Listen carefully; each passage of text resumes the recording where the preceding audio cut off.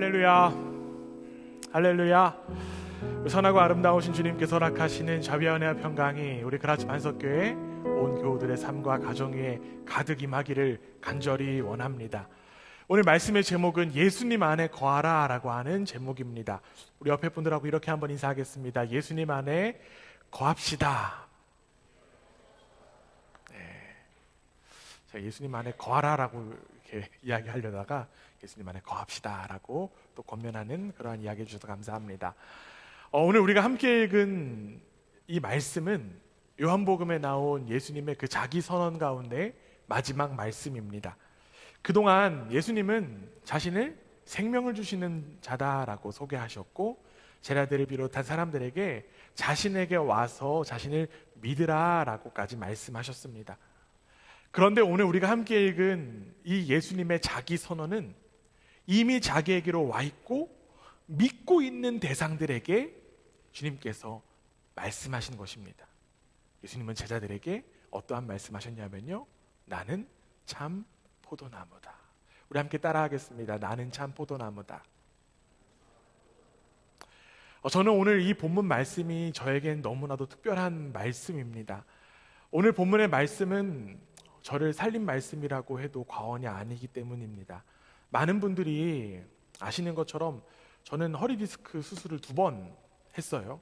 그래서 허리가 항상 고질적으로 안 좋습니다. 때는 2번째 수술이 끝난 이후였어요. 첫 번째 수술이 끝나고 난 이후에는 참 제 몸이 너무 가벼웠거든요. 날아갈 것 같았습니다. 2번째 수술을 끝난 이후에도 그렇게 날아갈 것 같다라고 하는 기대를 가지고 수술을 했는데, 수술 이후에 다리의 통증이 없어지지 않았습니다. 퇴원을 할 수도 없고 계속적으로 통증이 있어서 그 입원의 시간들이 늘어났어요. 몸이 아프니까 자연스럽게 마음도 아파지기 시작했습니다. 이번 수술 마치면 진짜 가벼운 몸으로 열심히 살아갈 수 있을 것 같았는데 걷는 것조차 힘든 그런 어려운 몸이 되었었어요. 앞으로 내가 어떻게 살아야 되나, 어떻게 또 사역을 감당할 수 있을까라고 하는 이러한 저러한 생각들을 하면서 참 절망의 나날들을 보냈었습니다. 밤에 잠도 잘 안 오더라고요. 하루는 밤에 잠이 오지 않아서 귀에다 이어폰을 꽂고 음악을 듣고 있었습니다. 음악이요, 어떤 임의로 그냥 막 재생되는 그런 리스트였어요. 그런데 그 가운데 갑자기 익숙한 노래가 제 귀에 흘러왔습니다. 그 노래의 제목은 바로 오늘 우리가 함께 찬양으로 고백한 나의 안에 거하라였습니다. 일부러 제가 찬양을 틀어놓지 않았어요. 왜냐하면 그 당시 제 마음이 굉장히 황폐해졌기 때문에 찬양 들으면 괜히 원망이 들고 또 불평할 것 같아서 찬양을 일부러 틀어놓지도 않았는데도 불구하고 갑자기 찬양이 나왔는데 굉장히 당황했지만 또 그 찬양으로 인하여서 마음 가운데 평안을 잠시나마 좀 누릴 수 있었습니다. 그런데 여러분, 이 찬양이 흘러나오던 중간에 찬양 인도자가 이러한 멘트를 하더라고요. 나를 위해 무언가를 하기 위해서 애쓰지 말고 나의 안에 거하라. 있는 모습 그대로 나의 안에 거하라. 두려워하지 말라.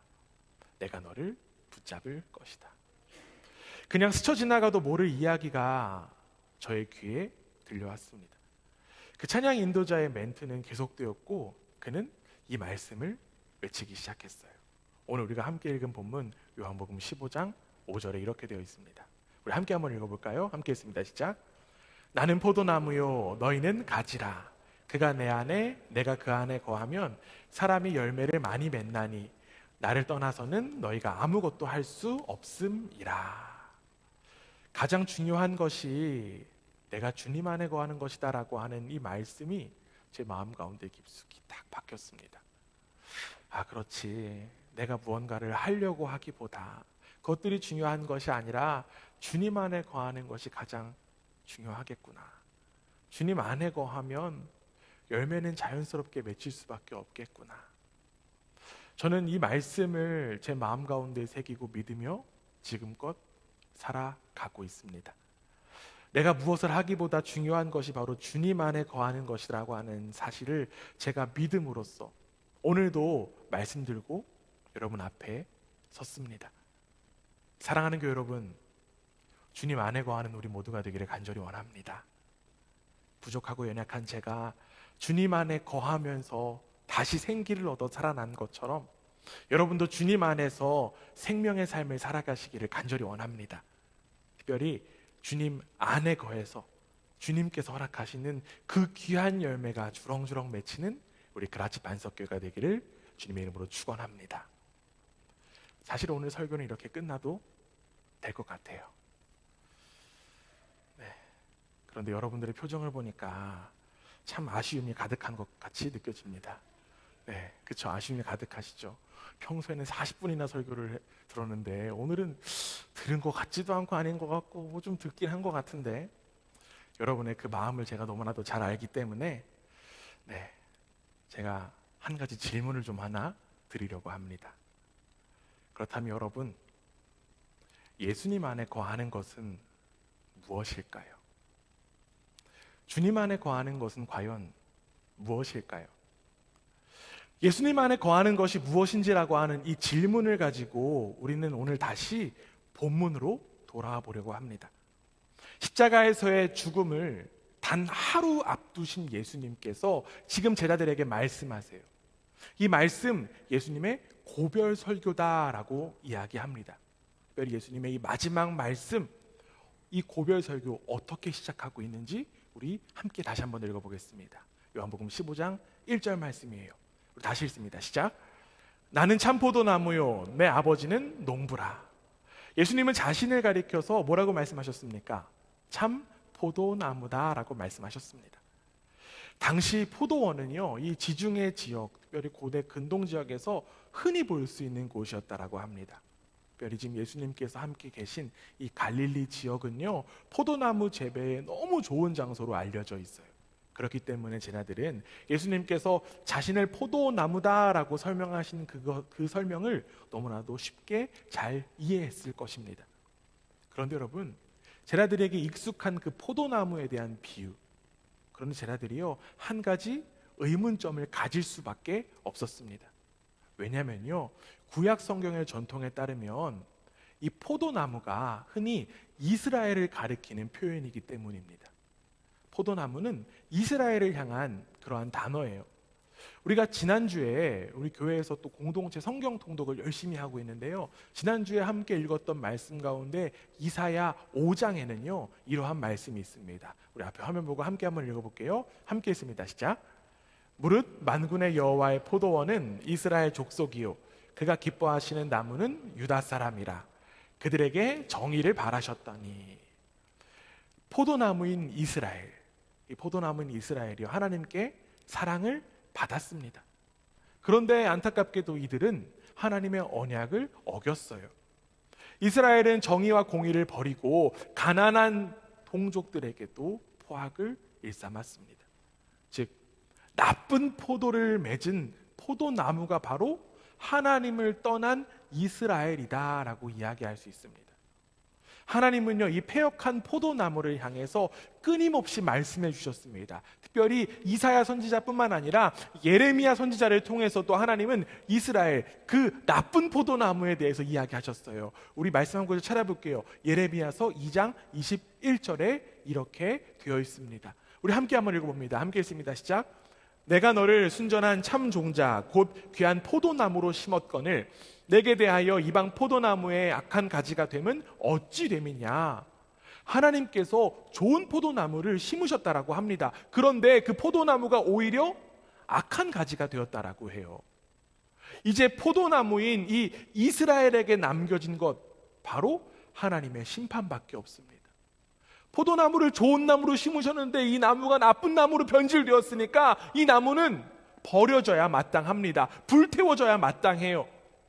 그런데 이상하게도 오늘 본문에서 예수님께서 뭐라고 말씀하십니까? 자신이 포도나무라고 말씀하십니다. 그냥 포도나무가 아니에요. 참 포도나무다라고 말씀하셨습니다. 이스라엘이 이렇게 악한 포도나무인데 오히려 예수님은 자신을 향해서 내가 진짜 포도나무야 라고 말씀하셨습니다. 도대체 예수님은 왜 자신을 가리켜서 참 포도나무다라고 말씀하셨던 것일까요? 그 이유는 바로 우리가 함께 읽은 이 요한복음 15장 1절 하반절에 나와 있습니다. 우리 다시 한 번 더 요한복음 15장 1절 읽어볼게요. 함께 읽습니다. 시작. 나는 참 포도나무요, 내 아버지는 농부라. 이유가 무엇일까요? 하나님께서 농부가 되시기 때문입니다. 농부이신 하나님께서 맨 처음에 이스라엘이라고 하는 포도나무를 심으셨어요. 그들은 하나님 안에서 좋은 열매만 맺기만 하면 됩니다. 그런데 그들은 그렇지 못했어요. 그렇지 못했기 때문에 농부이신 하나님은 그 나무 자체를 바꾸려고 하신 것입니다. 그 포도원을 자체를 바꾸려고 하신 거예요. 악한 나무를 갈아 엎으시고 예수라고 하는 그 포도나무를 새로 심으셔서 예수의 생명이 가득한 새로운 포도원을 세우려고 하신 것입니다. 하나님께서 친히 가꾸시고 지키시고 키우시는 그 생명의 나무가 바로 참 포도나무인 예수 그리스도에서부터 시작된다라고 하는 이야기입니다. 이처럼 예수님은요, 이 땅 가운데 새 이스라엘, 참 이스라엘로 오셨습니다. 그리고 이제 예수 그리스도를 통해서 생명 얻는 자들이 새로운 포도원, 새로운 포도나무, 새로운 하나님의 백성이 됩니다. 사도 바울은요, 이렇게 이야기했어요. 갈라디아서 3장 29절에 이렇게 되어 있습니다. 갈라디아서 3장 29절 함께 읽습니다. 시작. 너희가 그리스도의 것이면 곧 아브라함의 자손이요 약속대로 유업을 이을 자니라.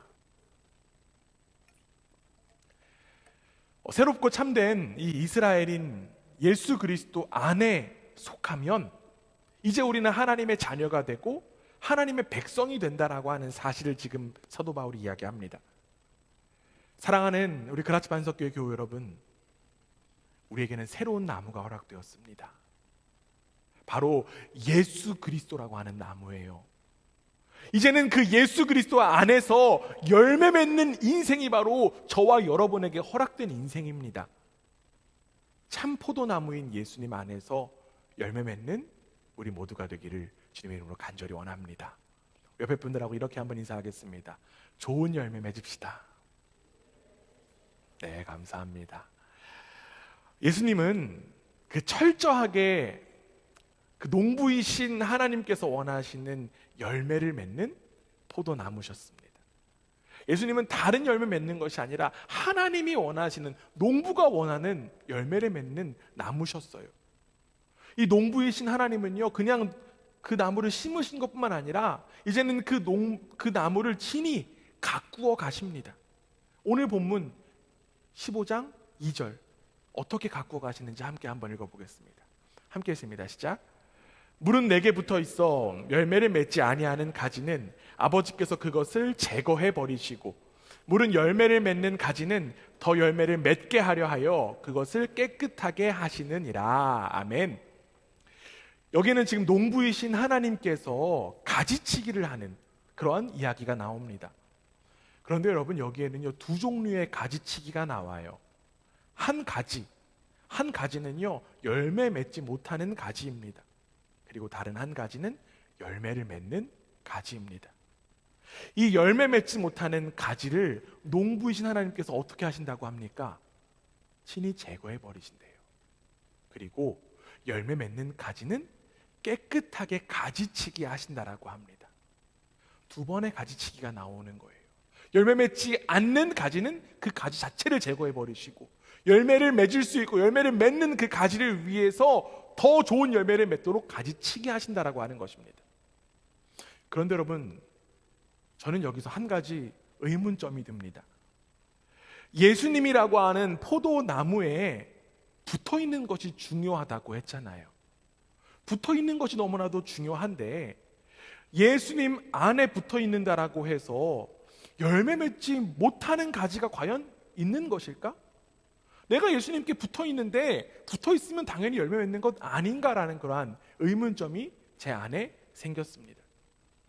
열매 맺지 못한다고 해서 예수님께 붙어 있는데 잘라버리는 것 너무한 것 아닌가라는 그러한 생각이 들었어요. 그런데 여러분, 우리는 여기서 알아야 될 한 가지 사실이 있습니다.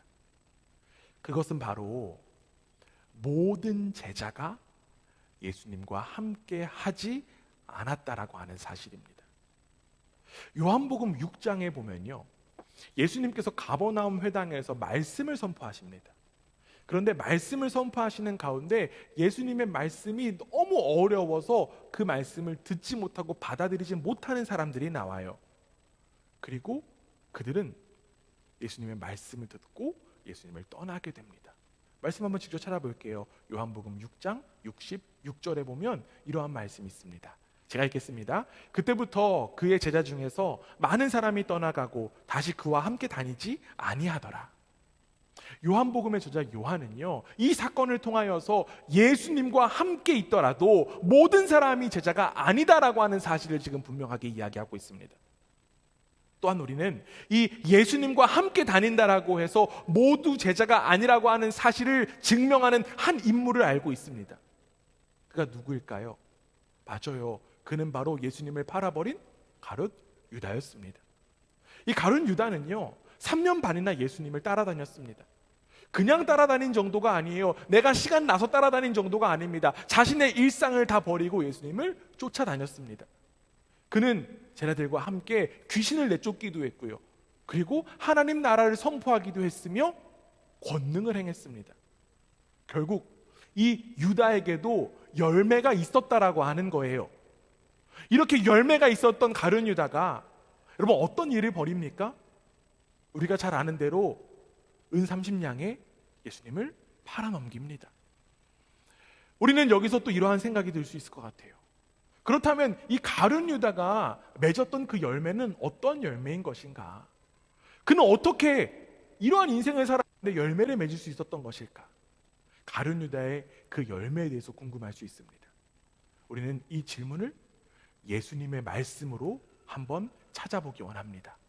마태복음 7장 21절에서 23절에 이러한 말씀이 있어요. 조금 긴 말씀인데요, 우리 함께 한번 차근차근 읽어보도록 하겠습니다. 함께 했습니다. 시작. 나더러 주여 주여 하는 자마다 다 천국에 들어갈 것이 아니요 다만 하늘에 계신 내 아버지의 뜻대로 행하는 자라야 들어가리라. 그날에 많은 사람이 나더러 이르되 주여 주여 우리가 주의 이름으로 선지자 노릇하며 주의 이름으로 귀신을 쫓아내며 주의 이름으로 많은 권능을 행하지 아니하였나이까 하리니 그때에 내가 그들에게 밝히 말하되 내가 너희를 도무지 알지 못하니 불법을 행하는 자들아 내게서 떠나가라 하리라. 아멘. 예수님께서 주님의 이름으로 선지자 노릇을 하고 귀신을 쫓아내고 많은 권능을 행한 것, 그 모든 것이 다 좋은 열매가 아니다라는 말씀하셨습니다. 왜냐하면 그들이 행한 것, 하나님께서 하늘에 계신 하나님 아버지 뜻대로 한 것이 아니라 그들은 불법을 행했기 때문이에요. 그들은 겉으로는 주님의 이름을 말했습니다.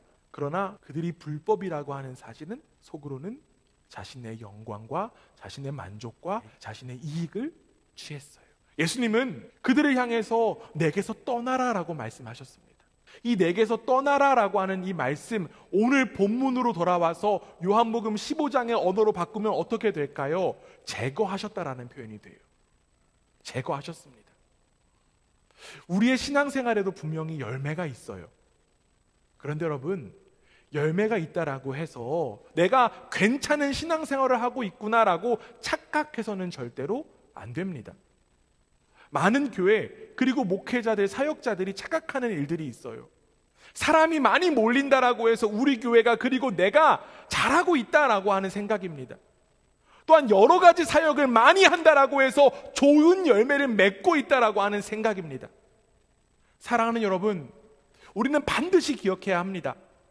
이 거짓 선지자들도요, 주님의 이름으로 사역했고요, 그들에게도 열매가 있었습니다.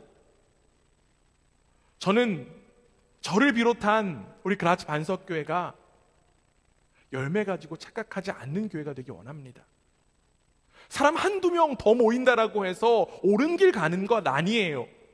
다양한 사역 감당한다고 해서 우리 교회가 좋은 교회 되는 것 아닙니다. 가장 중요한 건 무엇일까요? 바로 포도나무이신 예수님께 제대로 붙어 있어야만 합니다.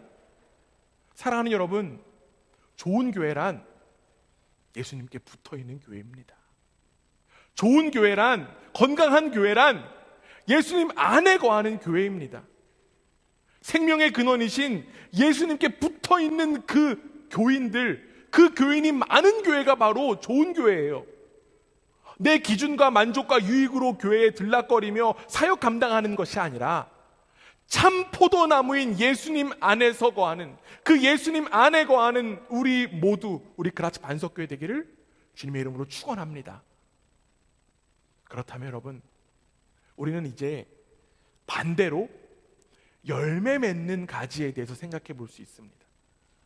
우리는 앞서 오늘 우리가 함께 읽었던 오늘 본문인 요한복음 15장 2절을 보면 농부이신 하나님께서 열매를 맺는 가지가 더 많은 열매를 맺을 수 있도록 가지치기 하신다라고 하는 예수님의 말씀을 들었습니다. 그렇다면 여러분, 이 좋은 가지, 좋은 열매, 여기에서 말하는 이 열매는 무엇을 가리킬까요? 우리는 지난 6번의 시간들을 통하여서 예수님이 누구인지에 대해서 말씀을 통해 확인했습니다. 오늘 마지막 시간인데요, 여기서 여러분들에게 시험을 좀 보려고 합니다. 종이를 꺼내시고 라고 하면 당황하실 것 같아서 그냥 물어만 볼게요. 잠시 복습하면 첫 번째로 예수님께서 자신을 뭐라고 말씀하셨을까요? 생명의 떡이다라고 말씀하셨어요. 두 번째로는 세상의 빛이다라고 말씀하셨습니다. 그리고 세 번째로는 양의 문이라고 말씀하셨고요. 네 번째로는 선한 목자임을 말씀하셨고, 다섯 번째는 부활이고 생명임을 말씀하셨습니다. 그렇다면 여러분, 여기서 퀴즈. 지난주 6번째 말씀, 예수님은 자신을 뭐라고 말씀하셨습니까? 길과 진리와 생명이다라는 말씀 해주셨습니다. 그런데 여러분, 우리가 여기서 하나 또 기억해야 될 사실이 있어요. 예수님은 단순히 자신의 존재만을 나타내 주신 것 아닙니다. 자신의 존재만을 설명해 주신 것이 아니에요. 생명의 떡이 있으면 그 떡을 어떻게 해야 된다라고요? 먹어야 된다라고요. 빛이 있으면 그 빛을 어떻게 해야 된다라고요? 따라가야 된다라고요. 문이 있으면 그 문을 어떻게 해야 된다라고요? 들어오고 나가야 된다는 거예요. 또한 목자이신 그 예수님을 따라야 하고 길과 진리와 생명이신 예수님을 통해야 된다라고 예수님께서 말씀하셨습니다. 그리고 예수님과 함께 부활을 믿느냐라고 말씀하셨어요. 즉, 예수님의 말씀을 듣는 이들이 그 예수님을 어떻게 해야 될까요? 믿어야 한다라고 하는 거예요. 믿는 것입니다. 우리에게 필요한 자세는 바로 믿음이에요. 그렇다면 여러분, 이 참포도나무이신 예수님께 붙어있는 가지가 좋은 열매를 맺는 것은 바로 예수님을 믿는 사람들의 행동이다라고 이야기할 수 있습니다. 왜냐하면 믿음과 행동은 하나이기 때문에 그래요. 예수님을 믿는다라고 하면요, 예수님을 그 믿는 믿음이 우리의 삶에서 나타날 수밖에 없습니다. 우리가 잘 아는 야고보서에는 이러한 말씀이 있어요. 야고보사도 이렇게 이야기합니다. 야고보서 2장 17절, 이와 같이 행함이 없는 믿음은 그 자체가 죽은 것이라. 결국 예수님 안에 거한 사람에게 행함이라고 하는 열매가 반드시 맺힌다라고 하는 것입니다. 행동의 열매가 맺힌다라는 거예요. 그런데 여러분, 이 행동의 열매는 어떻게 맺히게 되는 것일까요? 나는 오늘부터 열매를 많이 맺을 거야, 막 힘내고 노력해서 열매 맺는 것일까요? 착한 일 많이 한다라고 해서 열매 맺는 것일까요? 아닙니다. 예수님 안에 거하는 이들에게 맺혀지는 이 행동의 열매, 행함의 열매는 바로 인격과 삶을 통해서 나타납니다. 우리의 인격과 삶을 통해서 나타난다라고 하는 거예요. 왜냐하면요, 그 열매는 가지의 종류에 따라서 나타나는 것이 아니라 열매는 나무에 따라 나타나잖아요. 말씀 한번 찾아볼게요. 야고보서 3장 12절에 이런 말씀이 있습니다. 우리 함께 읽어볼게요. 함께 있습니다. 시작. 내 형제들아, 어찌 무화과 나무가 감람 열매를, 포도나무가 무화과를 맺겠느냐? 이와 같이 짠물이 단물을 내지 못하느니라. 무화과 나무에는 무슨 열매가 맺힙니까? 무화과 열매가 맺혀요. 포도나무에는 포도가 맺힙니다. 당연한 거예요. 결국 예수님이라고 하는 이 나무에 붙어있는 가지는 예수님의 인격, 예수님의 삶을 열매로 나타낼 수밖에 없는 것입니다. 농부이신 하나님은 우리가 인격과 삶에서 예수님을 나타낼 수 있도록 가지치기 하신다라고 하는 거예요. 가지치기, 열매를 잘 맺기 위해서, 더 많은 열매를 위해서 반드시 필요합니다. 그런데 필요하지만 가지치기는 아픈 일이에요. 가지를 친다라는 건 아픔이 있습니다.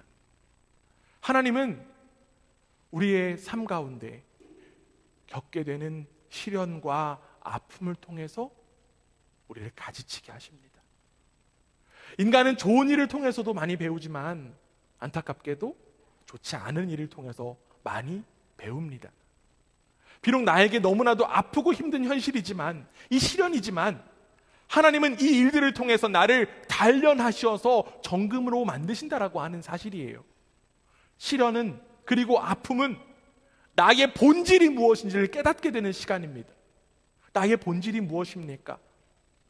하나님은 이 시련과 아픔을 통해서 내가 예수 그리스도에게 붙어 있는 존재라고 하는 사실을 깨닫게 하신다라고 하는 거예요. 여기서 중요한 것은요, 가지치기가 아프다라고 하는 사실이 아닙니다. 여기서 중요한 것은 이 포도를 가꾸시는 분이 바로 하나님이다라고 하는 사실이에요. 농부가 하나님 되신다라고 하는 사실입니다. 예수 그리스도라고 하는 그 참포도나무에 붙어 있는 내가 합당한 나무가 되도록, 합당한 가지가 되도록 나의 인격과 삶을 직접 가지치기 하시는 분이 바로 농부이신 하나님이라고 하는 사실입니다. 사랑하는 여러분, 혹여나 지금 나의 삶 가운데 시련이나 아픔이 있다라고 해서 너무 좌절하지 마시기를 부탁드립니다.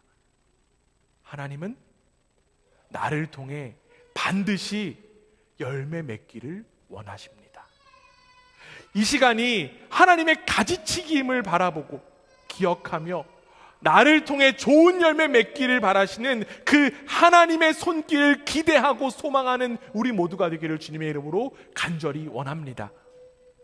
앞서 우리가 맺게 될 이 좋은 열매, 무엇이라고 말씀드렸습니까? 바로 예수님의 삶과 예수님의 인격을 통해서 우리는 열매 맺는 거예요.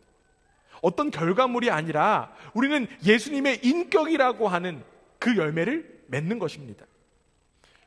여러분, 예수님의 그 열매, 예수님이라고 하는 인격, 예수님의 삶이라고 하는 그 열매를 맺으려면 어떻게 해야 될까요? 우리는 더욱더 예수님을 알아야만 합니다. 우리는 더욱더 예수님과의 관계가 깊어져야만 합니다.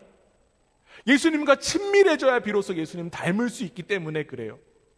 그렇다면 예수님을 더 알고 예수님과 관계가 더욱더 깊어지는 방법 무엇일까요?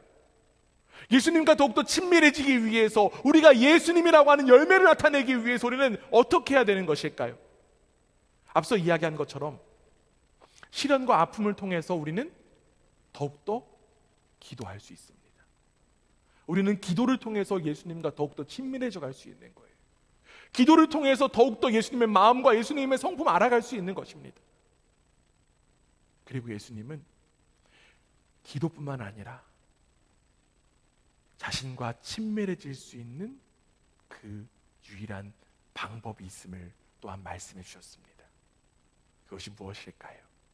오늘 우리가 함께 읽은 요한복음 15장 3절에 나와 있습니다. 우리 함께 한번 읽어봅니다. 함께 읽습니다. 시작. 너희는 내가 일러준 말로 이미 깨끗하여 졌으니. 지금 여기에 너희는 제자들을 가리키는 거예요. 예수님은 제자들이 내가 일러준 말, 즉 말씀을 믿음으로 인하여 이미 깨끗해졌다라고 말씀하셨습니다. 결국 예수님과 친밀한 관계 속에서 예수님의 인격과 삶이라고 하는 열매를 맺기 위해서 우리는 말씀이라고 하는 가지치기가 반드시 필요하다라고 하는 사실이에요. 말씀이 우리를 가지치게 합니다. 말씀이 우리의 가지를 제거합니다. 사실 대다수의 그리스도인들 말씀이 너무 중요하다라고 하는 사실 너무나도 잘 알고 믿고 있습니다. 여러분, 말씀의 능력 믿으십니까? 제가 잘못 얘기했나 봐요. 안 믿으시는 분 많으신 것 같아요. 여러분, 말씀의 능력 믿으십니까? 우리는 말씀을 읽어야 함도 잘 알고 있어요. 그렇기 때문에 성경 열심히 읽고 성경 열심히 묵상하는 분들도 있습니다. 또한 어떤 분들은 그치, 성경 말씀 중요하지 라고 하면서 다짐하지만 작심삼일로 끝나시는 분들도 있습니다. 또 어떤 분들은요, 내가 평소에 말씀 잘 읽지 못하니까 그래, 내가 주일 예배 이 한 번의 시간만이라도 열심히 말씀 들어야겠다라고 마음 먹으시는 분들도 있어요. 제가 생각하기로는 여기 계신 분들에게 정말 말씀이 중요하다라고 하는 이야기, 사실은 불필요한 이야기일 수도 있습니다. 그런데 여러분, 말씀이 중요하다라고 하는 사실을 내가 알고는 있지만 말씀이 나의 삶의 가지치기다라고 여기는 분들 솔직히 많이 없는 것 같습니다. 단순히 이 말씀이 나를 위로하고 이 말씀이 나에게 소망을 허락해 준다라는 것만을 말씀을 통해서 원하다 보니까 우리는 말씀을 취사 선택해요. 좋은 말씀만 듣고 좋은 말씀만 읽으려고 합니다. 그러나 여러분, 말씀은 분명히 살아 있습니다. 활력이 있습니다. 그래서 우리의 삶에, 우리의 인격에 가지치기를 반드시 합니다. 우리가 잘 아는 말씀 가운데 히브리서 4장 12절에 이러한 말씀이 있습니다. 풍삼기 수료하신 분들은 아마 다 외우시는 말씀일 거예요. 우리 자신 있게 한 목소리로 함께 읽겠습니다. 함께 읽습니다. 시작.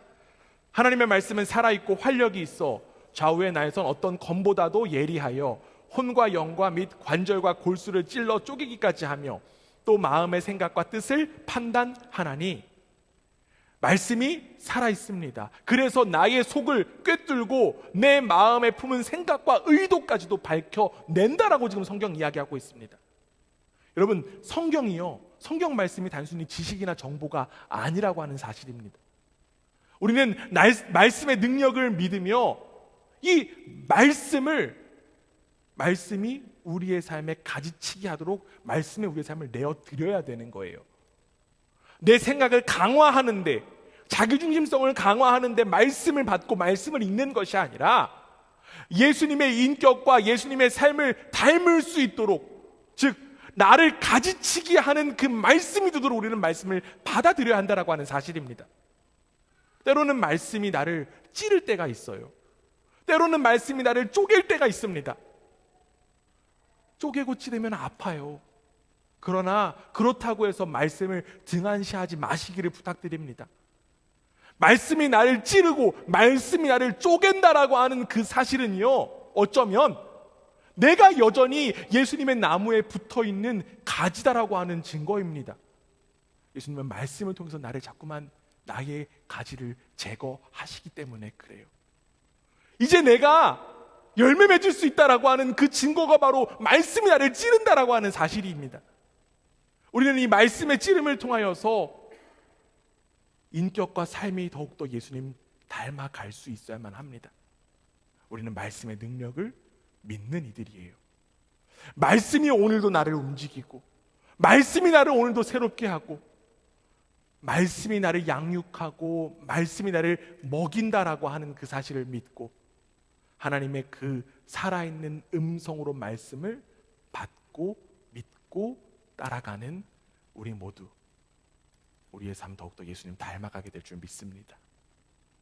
그리고 여러분, 그 일을 위해, 그 말씀의 가지치기를 위해서 역사하시는 분이 계세요.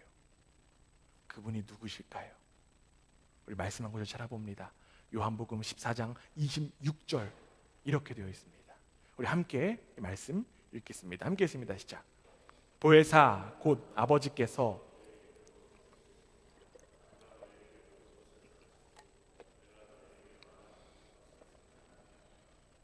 아멘. 누가 여러분들의 그 말씀 가지고 가지치기 하신다고 합니까? 성령님이에요. 성령님께서 말씀을 통해서 가지치기 하십니다. 이미 우리 속에 임하신 그 성령 하나님께서요, 내 안에 담겨진 그 말씀을 자꾸만 떠오르게 하십니다. 내가 기억력이 좋아서 말씀 많이 기억하는 건 아닙니다. 열심히 기억하려고 노력한다라고 해서 그 말씀이 떠오르는 것도 아니에요. 우리 속에 이미 임하신 성령 하나님께서 모든 순간순간마다 말씀을 떠오르게 하셔서 옳은 길과 선한 길을 걸어가게 하신다라고 하는 사실입니다. 우리를 예수 그리스도께 인도하는 그 성령의 역사를 우리는 반드시 믿어야만 합니다. 성령님은 말씀을 통해 우리를 예수님께로 가까이 인도하세요. 만약에 여러분 삶 가운데 분노가 일어났다고 칩시다. 아마 우리 교회에 분노가 일어나시는 분은 없을 거라고 얼굴에 다 쓰여져 있는데, 저 같은 사람이 막 갑자기 차 운전하다가 분노가 팍 일어났다고 칩시다. 그런데 이 분노가 일어난 제 마음 가운데 성령님께서 이미 임하셨기 때문에 어떠한 말씀 해주실까요? 우리가 잘 아는 말씀처럼 에베소서 말씀, 이런 말씀이 있어요. 분을 내어도 죄를 짓지 말며 해가 지도록 분을 품지 말고 마귀에게 틈을 주지 말라. 이러한 말씀 제가 목사라서 떠오를까요? 제가 기억력이 좋아서 떠오를까요? 아니라는 거예요. 그 순간순간마다 성령님이 그 말씀으로 우리를 깨우시고 우리의 삶에 가지치게 하신다라고 하는 사실입니다. 사랑하는 여러분, 우리는 성령의 역사를 믿어야 합니다. 성령님께서 여러분들을 인도하십니다.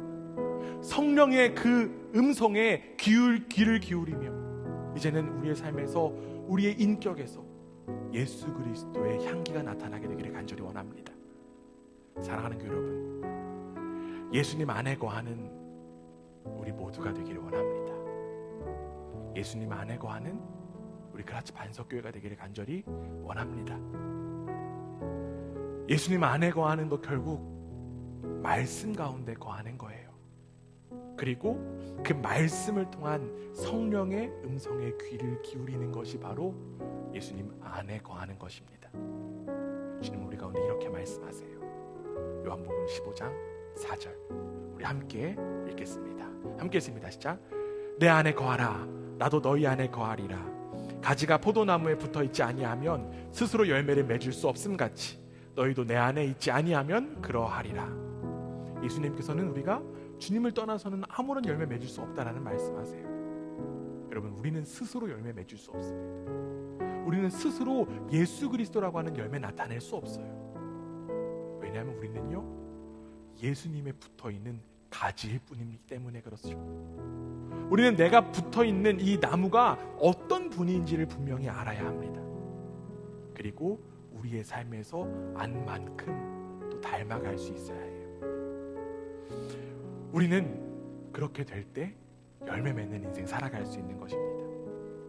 오늘도 말씀을 통해서 가지치기 하신 하나님의 그 손길을 바라보기 원합니다. 그리고 이제는 그 하나님의 손길을 기대하기 원합니다. 나라는 가지가 잘나서가 아니라 내가 붙어있는 그 포도나무가 생명의 나무이고 이 포도나무를 가꾸시는 농부가 바로 하나님이시기 때문에 우리가 열매 맺을 수 있는 소망과 기대가 있는 거예요. 여러분, 한 사람 한 사람이 바로 예수 그리스도라고 하는 그 열매를 맺을 수 있는 한 가지인 줄 믿습니다. 그래서 저는 여러분들이 너무너무 기대가 됩니다. 여러분들이 어떠한 열매를 맺을지 너무나도 큰 기대가 돼요. 옆에 분들하고 이렇게 한번 인사하겠습니다. 당신의 열매를 기대합니다. 기대가 별로 없으신 것 같아요. 네. 여러분, 한 사람 한 사람의 그 인격과 삶을 통해서 나타날 예수님의 열매가 기대됩니다. 우리가 주님 안에 있을 때 우리의 인생 반드시 열매 맺을 수 있어요. 우리가 맺는 그 열매를 통해 이 세상 가운데 예수 그리스도를 나타내는 일에 귀 쓰임 받는 저와 여러분, 그리고 우리 그라치 반석교회가 되기를 주님의 이름으로 축원합니다.